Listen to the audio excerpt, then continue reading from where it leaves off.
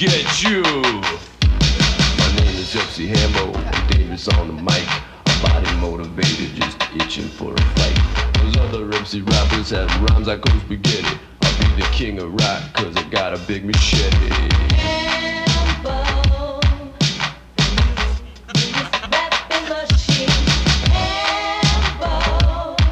I'm coming to get you.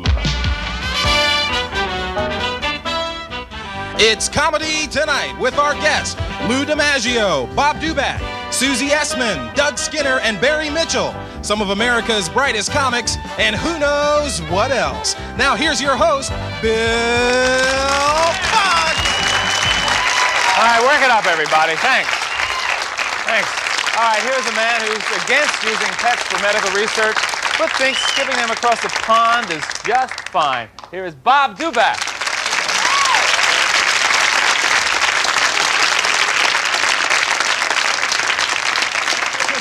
Thanks. How are you folks? Pretty good? All right. I hope so. You know, actually, I was saying this is a great job being a comedian. You know what I do for a living? Basically, I take a point of view, I observe people, and make fun of them. In high school, we were called smartasses. We did it for nothing. Now we're comedians. We get paid for it. Next step is to get elected to do it, but I don't think I'm going to go that far. The only thing I don't like about being a comedian is telling somebody what I do for a living. When I'm off stage, they always have the same reaction. I say I'm a comedian, and they go, "Oh, you're a comedian? Tell me a joke." Why is this? You meet a politician, you go, "Hey, lie to me, would you? Come on, lie to me a little bit." What, your buddy, you're a proctologist? Yo, check this out. What do you say, huh? Come on. Whoa, hey, you're no proctologist, you're a politician too, aren't you, huh? There's one thing universal about everyone. They like to have fun. And we're too damn serious nowadays. Let's have some grins. What do you say, huh? You want to freak somebody out tomorrow? You driving down the street, see people at a bus stop waiting for a bus? Drive past them, roll your window down, yell out, "Hey, bus ain't coming today." Roll it up, take off.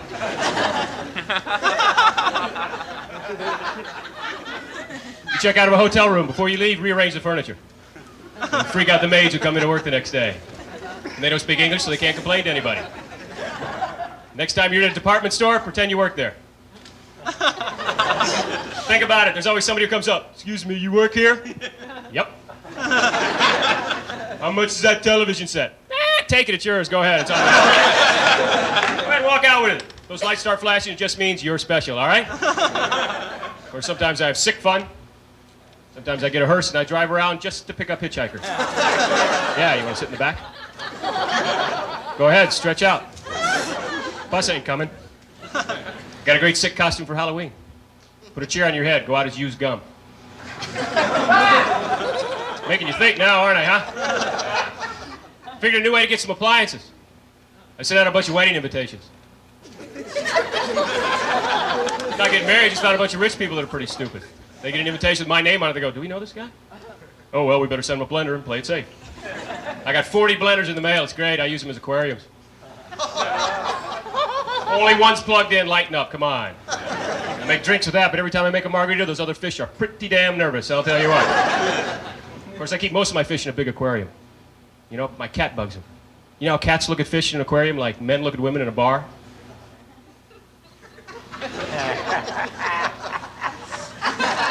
And these fish are going nuts. They think this stupid cat can swim, so I had to punish the cat. You can't punish a cat like a dog, so I invented a new way. I took my cat, and I shaved all his fur off. Didn't hurt him, but he's funny looking. And I scotch taped him to the outside of the aquarium. I'm gonna let the fish laugh at him for a while, come on. You girls would laugh at a naked man strapped on top of a bar any night of the week, wouldn't you? I just have a little twisted sense of humor, that's all. Certain things I think are funny, you may not think are funny. But for example, I see a little old man in sneakers slam into a glass door he thinks is open. That cracks me up. I mean, I'm not real sick. I never put vegetables around a casket, make you think it's a salad bar or anything like that, all right? But if I see a guy in a neck brace, I'll walk up and go, "Hey, look behind you, quick, quick!" That's gone now. I think just having fun and playing tricks came from my childhood. I used to be a magician. Make things appear and disappear. Being a magician's a theatrical word for shoplifter. I'd go into a 7-Eleven with a Hershey bar, I'd go, "Watch the Hershey bar disappear." Poof! The guy'd go, "Very good." Very, very, very good. Go, "Yeah, well, you see this one. I'll make a little dove appear from nowhere. Watch, a little white bird." Ah, you just fold them up. It's no big deal, all right? Thanks a lot. Good night.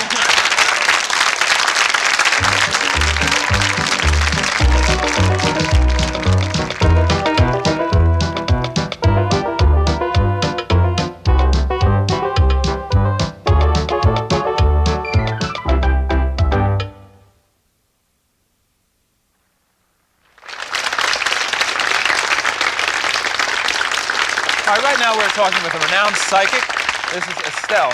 And you claim to have psychic powers, correct? Yes, Bill, this is correct. Is there anything that you feel right Well, now? I feel all things. I am you, I am me, I am this microphone. I'm a human receptacle, so to speak. I'm feeling Something in the room? from this gentleman right here. Hi, sweetheart. Hi, what's your name, sweetheart?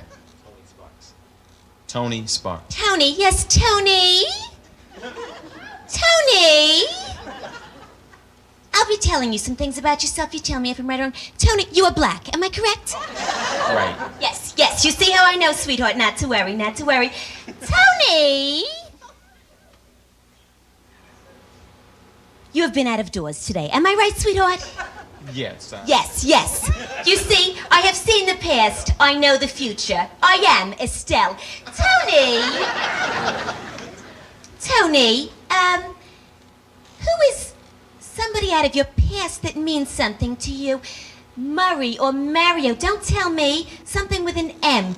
Murray, Mario, Mindy, Mel. Oh, yes. Mother, yes. Am I correct, sweetheart? Right. Yes. You see, you were resistant at first, but I overcame that. I sense from you extreme paranoia, which will only get worse in the future. Okay, dear? Yes, Tony. I'm sensing something up here. Oh, yes. Hi, how are you? You are a woman, am I correct? Yes, and your name? Nora. Yes, Nora.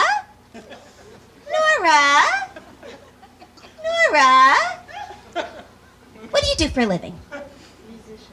Yes, you play music. You are a musician.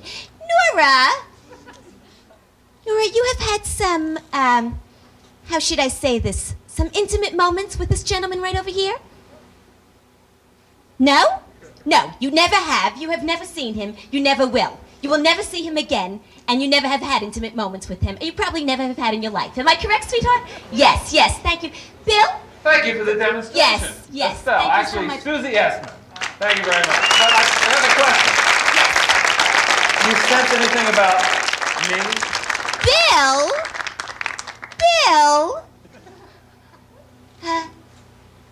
You were wearing a toupee? No. No? Oh, yes. I see that for you in the future. That's what it is. I see that in the future. Yes, you have something to look forward to. I hope not. Yes. Anyway, thank you very much, Susie Essman. Now, here are a couple of conceptual artists who asked us to pay them in tangible money. Doug Skinner and his pal, Eddie Gray.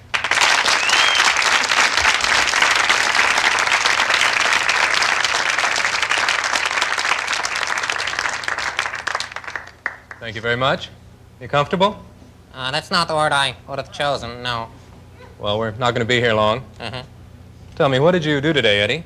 Oh, I worked on my thesis. Eddie's somewhat of an academic prodigy, you know. Get your hands off me. Excuse me. He's writing a monograph on, what's his name again? Narciso Ficino. That's right. He was a 15th century Italian philosopher. Oh, they know that. Well, not necessarily, Eddie. Not everybody shares your academic interests. Well, maybe. What about yourself? You mean, what did I do today? Uh-huh. Oh, I practiced ventriloquism. Uh-huh. Still fooling around with that stuff, huh? Well, let's not air our dirty laundry publicly, Eddie. Why don't you tell us what you've cooked up for us tonight? Well, I thought I'd talk about some of the books that I've been reading recently. Sort of like a literary feature. Uh-huh. I don't know if that's really the sort of thing that people are looking for on a program of this kind. They're on that table there. Yes, I saw them there. Why don't we start with the one on the top? All right, since you insist. What is this? This is a biography of Narciso Ficino. Uh-huh. So this is related to your thesis, then? Well, in a way, yeah. Uh-huh. It was written by Raymond Marcel and published in Paris in 1958. I see. So you mean this is in French? Uh-huh. I didn't know you could read French. Well, I can't really, but, you know, in a biography, it's mostly names and dates, and you can get the gist of things pretty easily. I guess so. Well, how is it? Oh, it's okay. It didn't tell me anything I didn't already know. No, I wouldn't think it would. No. Let's move on to the second one there. All right. This one looks very similar to the first one. Yeah, this is in the same set. Oh, so I guess this is also about Ficino. No, this is something he wrote. Oh, I see. This is his Platonic theology, in which he tries to reconcile scholastic dogma with Neoplatonic mysticism. Well, that sounds interesting. Is this in French, too? Well, the left side is, and then the right side is in the original Latin. I see. So if you can't read one, then you can read the other. Yeah, you could read either. Uh-huh.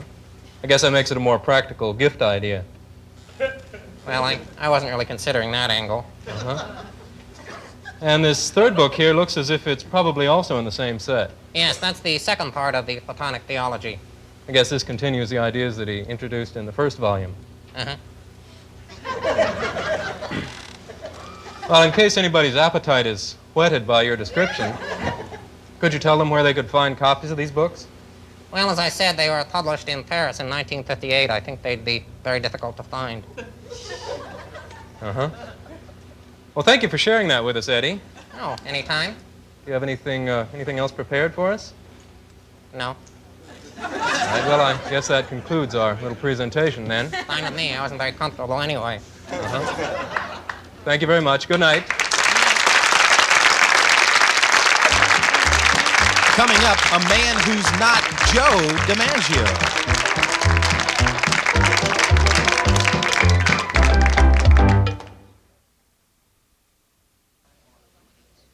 Some of Comedy Tonight's guests fly on Regent Air. Fly on Cloud 9 aboard Regent Air, the world's most luxurious jet aircraft.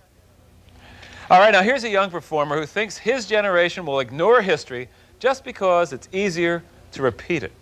Lou DiMaggio.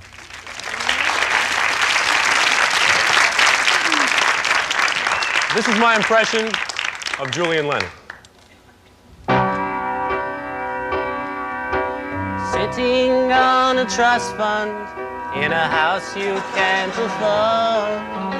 You all put me there. Really like to thank you from the bottom of my heart. You bought my album and it's nearly topped the chart. Did you know I sound like John? It scares the hell out of my mom. Thank you.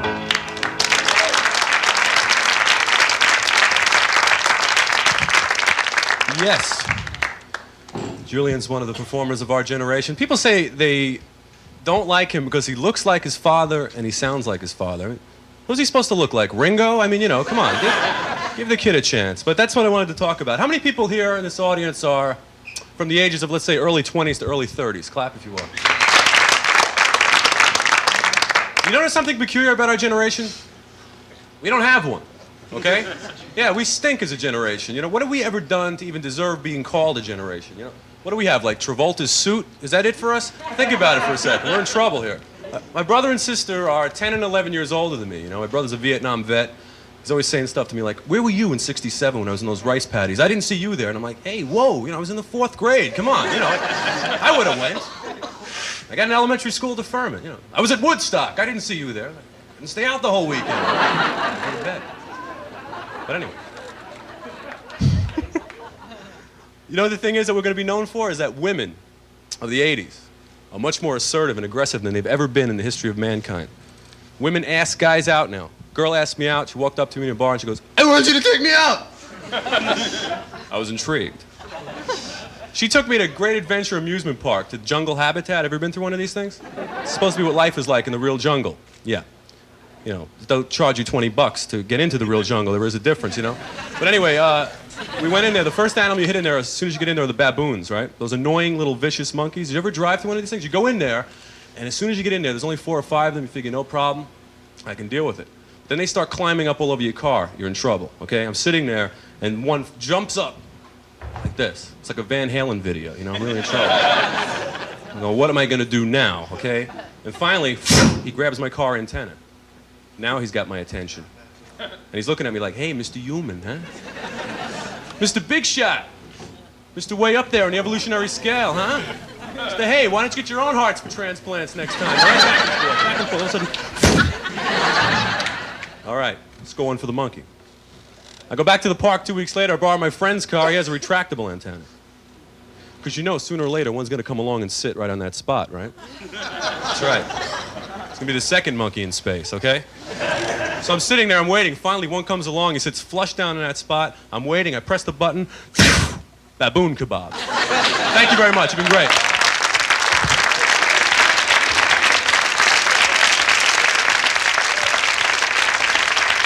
Lou, thank you very much. Okay, here's a man who took up the accordion as a way to meet girls. Barry Mitchell. Barry. Thank you, everyone. La, la, la, la, la, la. Good, this side. La, la, la. Good, now all together. La, la. Great. Look how easily you follow directions. Boy. I'm so happy to be here. I just rushed here. I got back from the West Coast. I was doing that new TV show, Lifestyles of the Poor and Insignificant. And it was a lot of fun. And this, of course, is my accordion. People say the strangest things when they see this. They go, "What is that? An accordion?" And I go, "No, it's a tie tack." And, of course, it's an accordion. It's my everyday accordion. I have a strapless model at home for evening wear, and it's kind of fun. I do all kinds of things with the accordion. I do impressions. I used to do an impression of ex-President Jimmy Carter. Sure, all kinds of stuff. I used to work weddings. Sure, I used to play weddings, and, you know, if they didn't tip the band, we'd get even. We used to wait till it was time for the bride and groom's first dance. You see, then no matter what they told us to play, if they didn't tip us, we'd play Having My Baby. What a love. Ah! Aunt Rose, only kidding. Come on. It's nothing. Let's face it, you know, you'll laugh. Everyone hates the accordion. It's true. Everyone hates it. Everyone hates accordion players. In fact, my love life lately consists of getting naked and listening to Dr. Ruth. It's a lot of fun. And, you know, the guy who invented the accordion hundreds of years ago, brilliant man. Whoever he was, brilliant. He knew people would hate it. He could have designed it small and compact. No, no, no. He purposely made it large, like armor, to protect the player. You see? Brilliant, brilliant. See, so it protects me. I play, people, they throw food at me, they shoot at me. I keep playing. It's a great idea. I think policemen that can't afford a bulletproof vest should use an accordion. It's a great idea. Not only will it stop the bullets, it gives the cop something to do while he's patrolling the beat. Let's say he's walking down a dark alley late at night.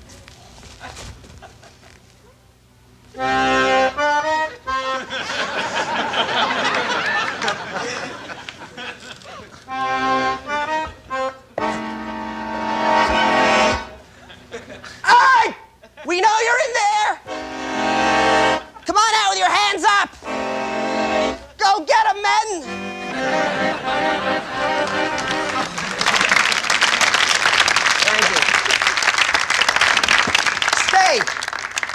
Good. I gotta tell you, people are always comparing me to other performers. They tell me I look like Paul Simon, Dick Cavett, Barney Rubble. Really? Some people say I look like Woody Allen. No, I don't, because you know, Woody looks so terrified. Woody always looks like this. You know, and his eyebrows are arched, and he's kind of, his hair is like kind of mussy, and he's really hunched over, and, you know, he looks like he's looking for a lost contact lens, and he's like that. And he's neurotic, of course, and when you're neurotic, your voice rises like that. He talks like he swallowed helium, like that. And he for all his money, he dresses really crazy. He wears things like old army jackets like this, you know, and so you can't recognize him, and he's just a bundle of nerves, and he can afford contact lenses, but he still wears these old-fashioned glasses like that.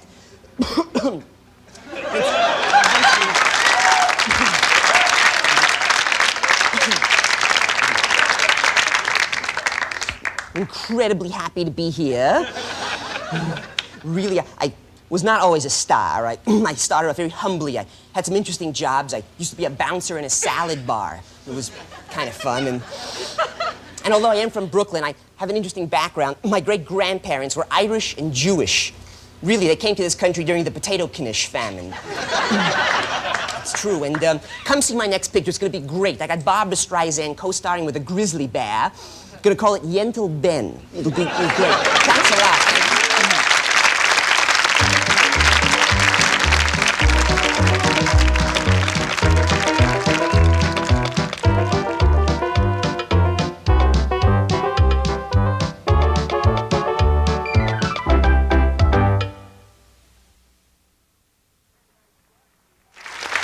Okay, thanks to tonight's guest. We Barry Mitchell, thank you, and Lou DiMaggio and Bob Dubac. Bob, you're terrific. Susie Essman, keep on being a psychic.